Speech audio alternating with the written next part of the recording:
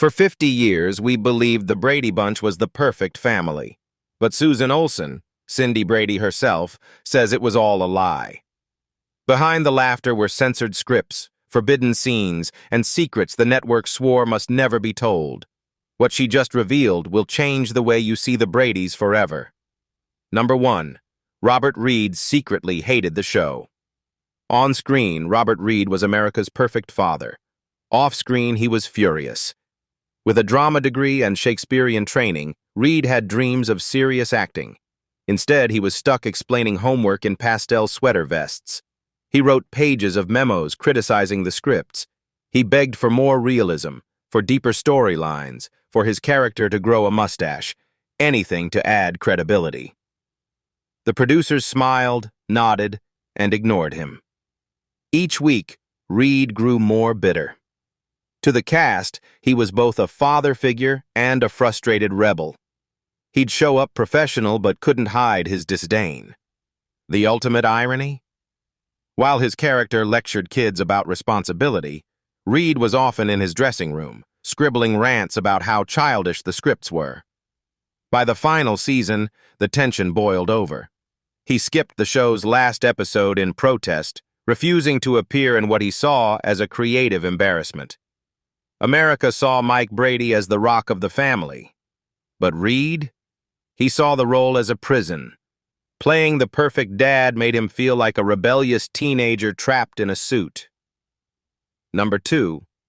Barry Williams's secret crush on his TV mom.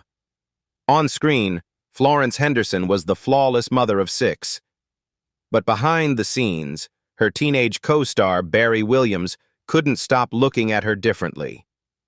At just 16 years old, Barry had developed a full-blown crush on the woman playing his TV mom. One night, with all the boldness of a teenager and none of the PR training Hollywood kids have today, he asked Henderson to dinner. To her, it was nothing scandalous. She saw a young boy, probably homesick, just wanting attention. She accepted, thinking it was a kind gesture. But when the tabloids found out, chaos erupted. Headlines screamed, "Barry Brady dates his TV mom." The age gap, the on-screen relationship, and the family-friendly image of the show turned the innocent dinner into a media storm. Henderson handled it with humor, later calling it the dinner that launched 1,000 headlines. In truth, it was nothing more than a sweet mentorship moment. But for Williams, it was unforgettable. Proof that even on a squeaky clean set, real feelings could stir up the kind of scandal producers prayed would never leak. Number 3. The bathroom scandal that shocked America. Imagine 6 kids crammed into one bathroom. Chaos, right? But what really shocked sharp-eyed fans wasn't the crowding. It was the fact that the Brady bathroom didn't even have a toilet. Not one. At the time, TV networks lived under strict censorship rules. Showing a toilet bowl on primetime family television was considered scandalous. Executives thought parents would complain, so producers simply erased it from existence.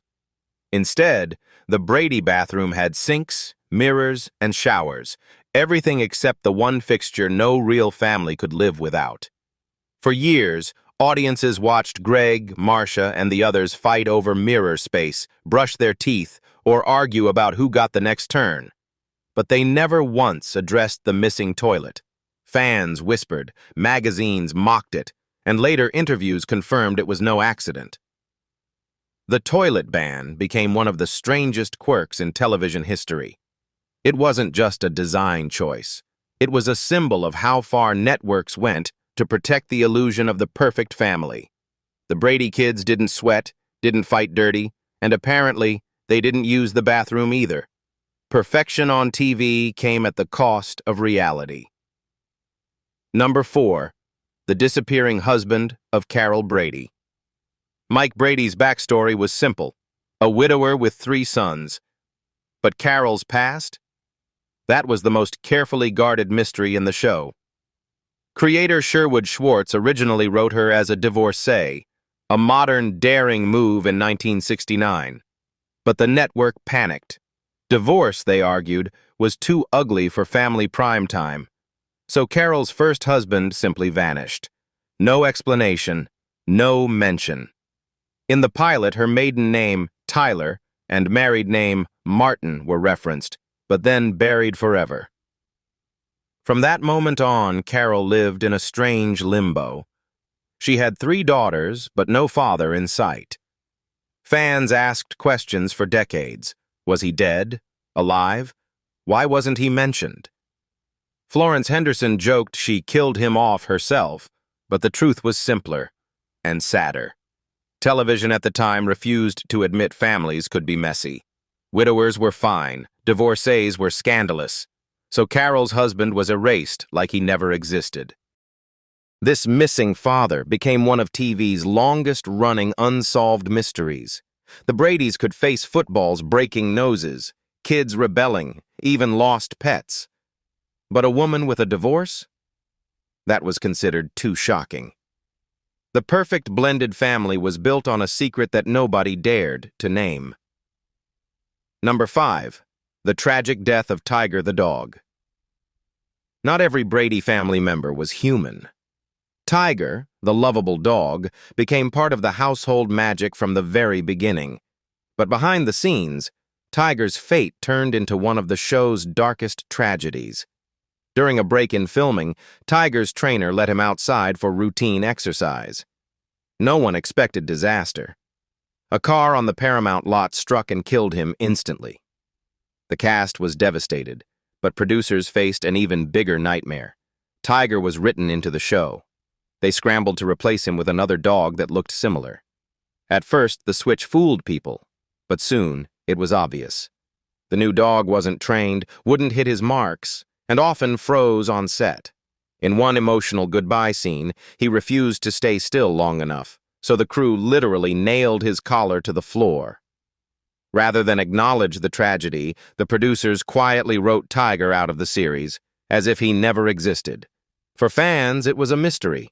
Where did the Brady dog go? For the cast, it was heartbreaking. The Brady Bunch was supposed to be about family, but even their most loyal companion was lost without a word. Number 6. The day Greg Brady showed up high. Barry Williams was a teenager in the 1970s, living in Los Angeles, the era of experimentation. One afternoon, on what was supposed to be his day off, he decided to try marijuana. The timing couldn't have been worse.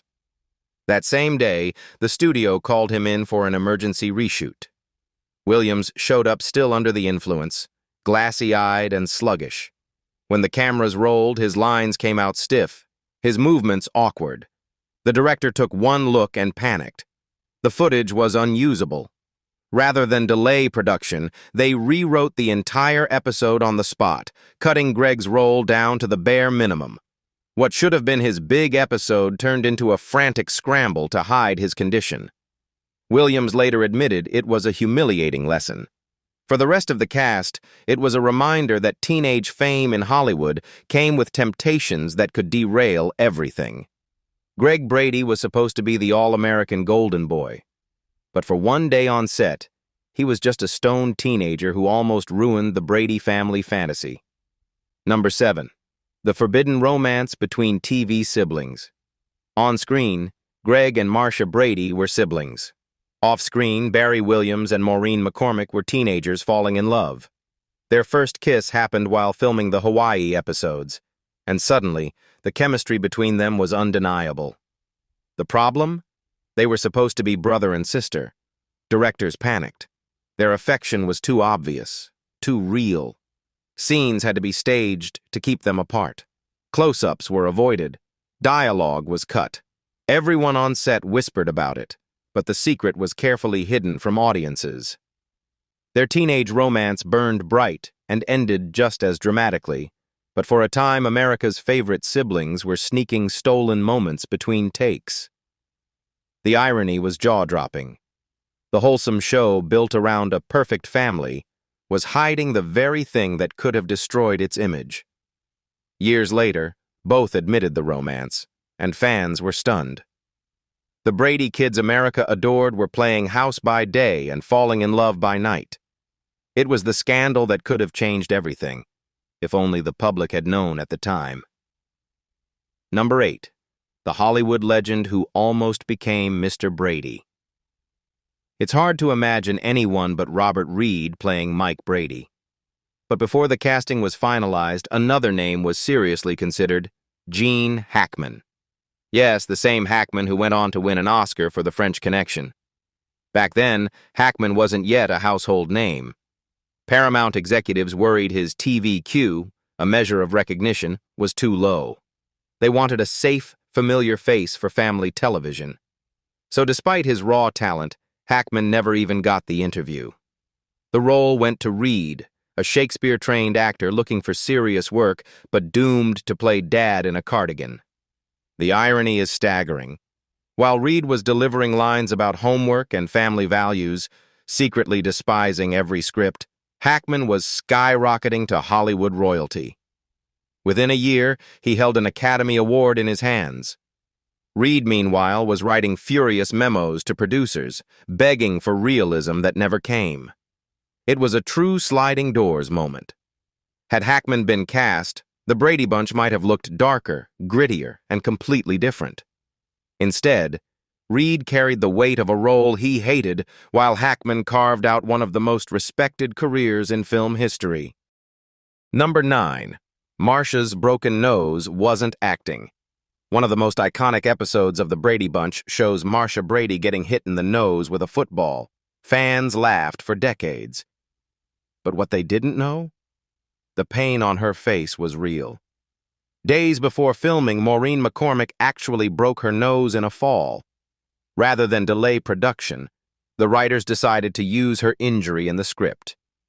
When it came time to shoot the football scene, Christopher Knight, who played Peter, couldn't throw accurately. After multiple failed takes, producer Lloyd Schwartz grabbed the ball himself. His spiral was perfect. Too perfect. The football slammed directly into McCormick's already injured nose. Her reaction on camera wasn't acting. It was genuine agony. Yet the cameras kept rolling, and the moment became one of the show's funniest and most famous scenes. Fans thought they were watching slapstick comedy. In reality, they were watching a teenage girl get hit in the face for real, on top of an existing injury. It was the painful truth behind one of TV's most perfect gags. Number 10. Florence Henderson nearly missed being Mrs. Brady. It's hard to imagine anyone else as Carol Brady, the picture-perfect matriarch. But Florence Henderson almost wasn't there at all. When filming started, Henderson was still in Denmark performing in the musical Song of Norway. The producers couldn't wait, so they filmed the first 6 episodes without her. A stand-in appeared on camera with the promise that Henderson would step in later. And when she finally did arrive, there was another problem. Her short stage haircut didn't match the suburban mother look producers demanded. The solution? A wig. For the entire first season, Florence Henderson wore a carefully styled hairpiece, pretending it was her real hair. Viewers never knew, but Henderson later confessed the wig became a symbol of how television forced her into a box. She wanted Carol Brady to be modern, even to have a job, but the network refused. In reality, Henderson was a working mother juggling Broadway, film, and TV. On screen, she was frozen into the image of a perfect housewife with flawless hair. The truth? Even Mrs. Brady was faking it, hiding under layers of expectations, and a wig. Number 11. When casting almost chose the wrong mom.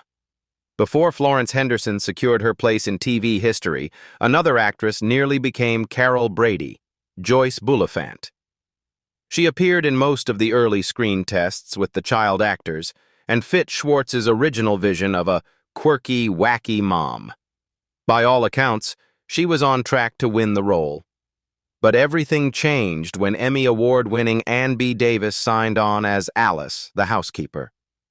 Suddenly, the balance of the family shifted. Schwartz realized if Carol was also eccentric, the show would feel chaotic. He needed a warm, grounded presence to offset Alice's comic energy. Enter Florence Henderson, who brought Broadway polish, musical training, and a calm, motherly aura. That subtle shift changed the entire dynamic of the series. The Brady Bunch wasn't built on slapstick. It was built on a family that felt safe and steady, even in absurd situations. For Joyce Bulifant, it was a near miss that haunted her career.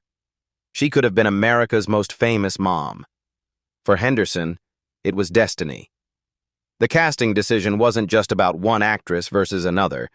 It was about defining what the perfect family would look and feel like for generations of viewers. Number 12. Maureen McCormick's Hidden Struggles. As Marcia Brady, Maureen McCormick was America's golden girl. She was beautiful, popular, and perfect, or so it seemed. But behind the smile, Maureen was fighting battles no one could see. At just 14, she began struggling with anxiety and insecurity.